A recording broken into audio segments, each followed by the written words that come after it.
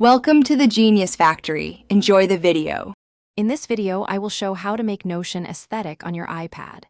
First, select a consistent color palette and font style to create a cohesive visual theme across all your pages. Next, personalize your workspace by adding custom icons and engaging cover images. Finally, organize your content effectively using clear headings and toggle lists to maintain a clean, uncluttered appearance. This foundational setup is crucial for a beautiful and functional Notion experience.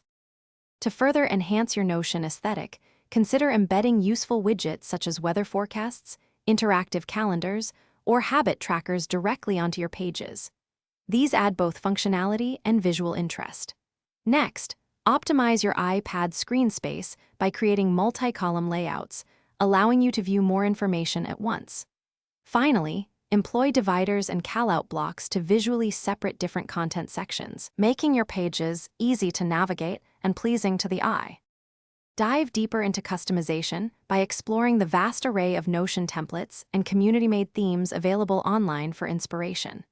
For truly unique visuals, design custom cover images using external tools such as Canva or Procreate, adding a personal touch to every page.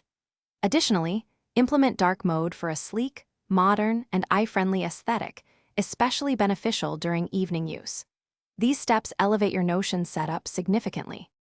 When using Notion on your iPad, optimize pages for touch interaction and intuitive gestures, ensuring a smooth user experience. Leverage the iPad's powerful split view feature to multitask efficiently, perhaps having Notion open alongside a browser or note-taking app. Finally, remember to regularly review and refine your aesthetic setup. Small adjustments over time will keep your Notion workspace feeling fresh, functional, and visually appealing. Thanks for watching. If you found this helpful, don't forget to like and subscribe.